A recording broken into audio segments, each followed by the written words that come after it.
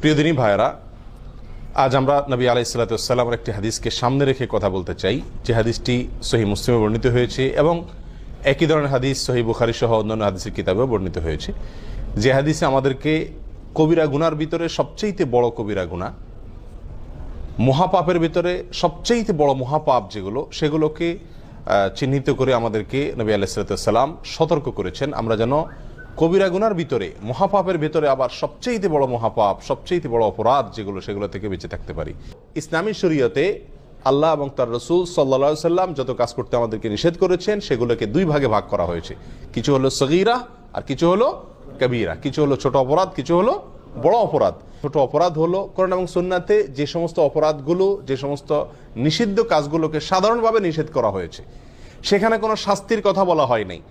আর যেই নিষেধাজ্ঞার পাশাপাশি কোরআন এবং সুন্নাহ আমাদেরকে শাস্তির কথা বলেছে, অর্থাৎ এই নিষেধাজ্ঞা অমান্য করলে দুনিয়াতে শাস্তি হবে অথবা আখিরাতে শাস্তি হবে।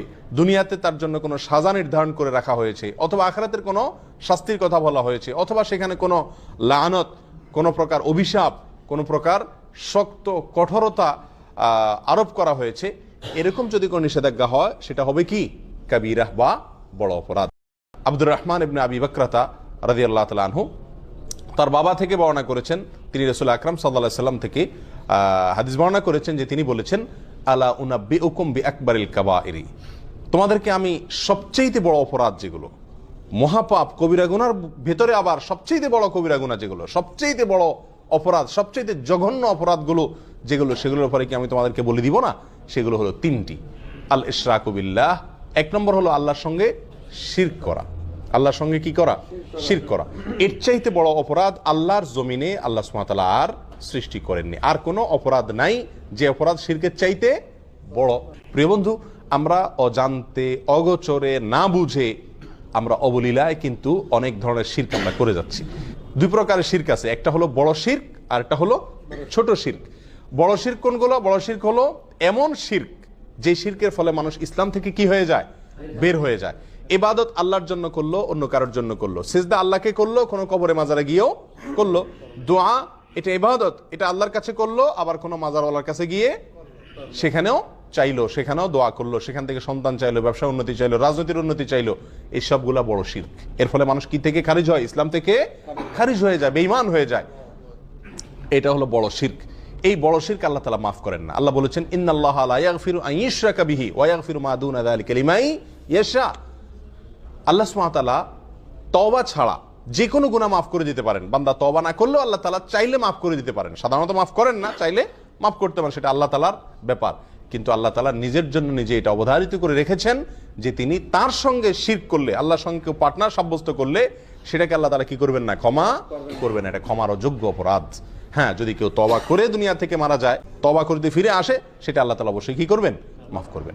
তাহলে শিরকের ভিতরে বড় শিরক যেটা, সেটা সবচেয়ে জঘন্য, আর ছোট শিরক যেটা, সেটাও কম জঘন্য নয়। ছোট শিরক হলো কথাবার্তার ভিতরে বলার ভুল। আমরা আল্লাহর সঙ্গে, আল্লাহর শক্তিমত্তার সঙ্গে, আল্লাহর যে সমস্ত গুণাবলী আছে, সেগুলোর সঙ্গে অন্য কাউকে কি করলাম? পরোক্ষভাবে শরীক করে ফেললাম। উপরে আল্লাহ, নিচে তুমি, আগে আল্লাহ, পাশে তুমি, এই জাতীয় অনেক উল্টাপাল্টা কথা আমরা বলি। অনেক সময় কোনো আমল করি, দিনই কোনো কাজ করি, কিন্তু সেখানে দুনিয়ার কোনো ধান্দাও থাকে আল্লাহকে খুশি করার পাশাপাশি। এই সবগুলোই ছোট শিরকের অন্তর্ভুক্ত। আল্লাহ তাআলা আমাদেরকে বড় শিরক, ছোট শিরক সবগুলা থেকে বেঁচে থাকার তৌফিক দান করুন। দ্বিতীয় যেই অপরাধটি মহা অপরাধ, মহাপাপ, কবিরা গুনার ভিতরে আবার সবচেয়ে বড় কবিরা গুনাহ, সেটা হলো উকুকুল ওয়ালিদাইন। জঘন্য একটি বিষয়, অহরহ আমরা অবলীলায় সবাই কম বেশ করে চলেছি। সেটা হলো মা বাবার অবাধ্যতা, নাফরমানি। মা বাবার কি করা? নাফরমানি করা। নবী আলাইহিস সালাতু ওয়াস সালাম একান্তে খাসভাবে তার অনেক সাহাবায়ে কেরামকে ওসিয়ত করে গেছেন। সাধারণ নসিহত না, ওসিয়ত কোনটা?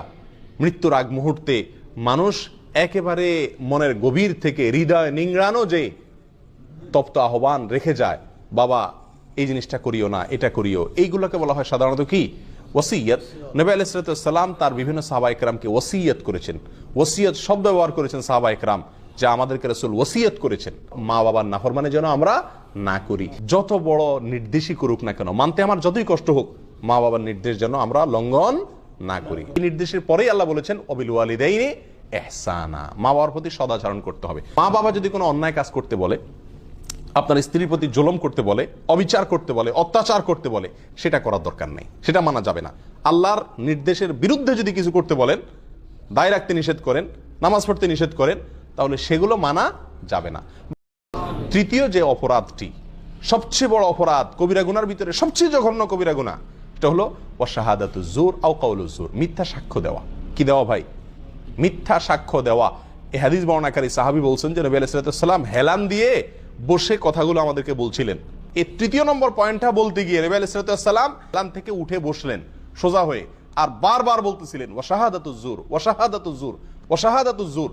এতবার তিনি বলতেছিলেন, আমরা তখন মন থেকে চাইছিলাম যে রাসূল যেন একটু থামে, আর কত বলবে, অর্থাৎ বিষয়টা আমাদের উপরে অনেক কঠিন হয়ে যাচ্ছে। এত বারবার তিনি বলছিলেন। মিথ্যা সাক্ষ্য দেওয়া অপরাধ সমূহের ভিতরে, কবিরা গুনার ভিতরে এটা অনেক বড় মাপের কবিরা গুনাহ।